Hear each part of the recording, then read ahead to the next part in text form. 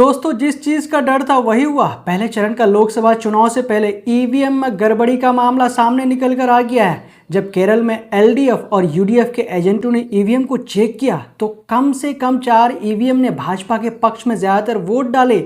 यानी कि जिसको भी वोट दे रहा था या जो भी बटन दबा रहा था तो इस पर भारतीय जनता पार्टी के पक्ष में एक्स्ट्रा वोट जा रहे थे। वो किसी और पार्टी को दे रहा था, लेकिन भारतीय जनता पार्टी के पक्ष में ज्यादातर वोट जा रहे थे। वोट डालने से पहले ईवीएम के इस तरह के चेक करने की प्रतिक्रिया को मॉक पोल कहा जाता है। पहले चरण का चुनाव होने से ठीक पहले इस तरह का मामला सामने आने पर देश के जाने माने वकील प्रशांत भूषण ने सुप्रीम कोर्ट में याचिका दर्ज की थी, जिसको लेकर सुप्रीम कोर्ट ने बिना समय गंवाए इसकी सुनवाई करते हुए चुनाव आयोग को बहुत बड़ा आदेश जारी कर दिया है। सुप्रीम कोर्ट ने चुनाव आयोग को आदेश जारी करते हुए कहा कि ये जो मामला केरल से सामने आया है इसकी फौरन जांच की जाए और इसकी जानकारी जल्द से जल्द हमें दी जाए। ये मामला उस वक्त सामने आया जब आज ही के दिन यानी 18 अप्रैल को 100% वीवीपैट का ईवीएम के साथ इस्तेमाल कर सुनवाई चल रही है।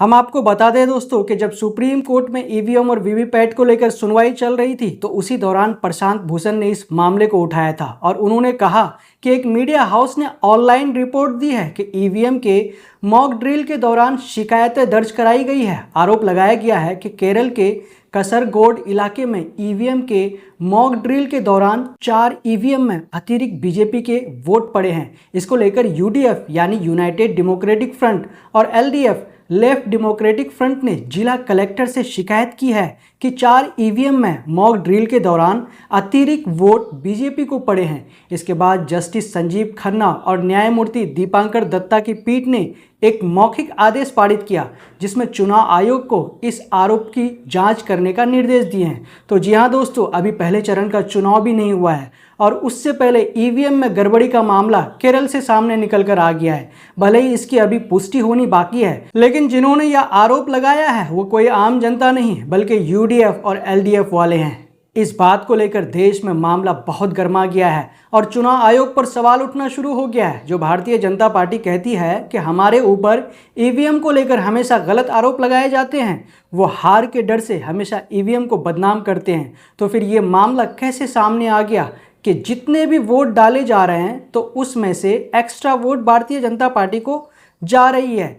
फिर इस तरह का मामला सामने कैसे आ गया, जबकि अभी पहले चरण का चुनाव भी नहीं हुआ है। अभी पूरे 7 के 7 चरण का चुनाव होना बाकी है। इसी कारण जनता भी सुप्रीम कोर्ट से गुहार लगा रही है कि इस मामले की जल्द से जल्द सुनवाई की जाए ताकि दूध का दूध और पानी का पानी साबित हो जाए।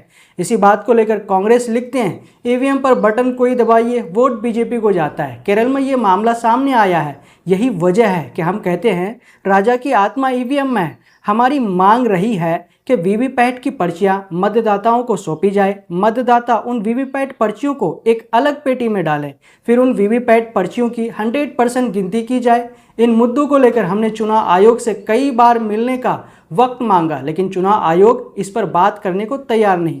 वहीं पर राजेश यादव लिखते हैं, लोकसभा चुनाव के लिए मॉक पोल के दौरान ईवीएम में पहले से ही भाजपा के वोट डाले हुए पाए गए। मॉक पोल में 5 में से 3 वोट भाजपा को फिक्स मिले।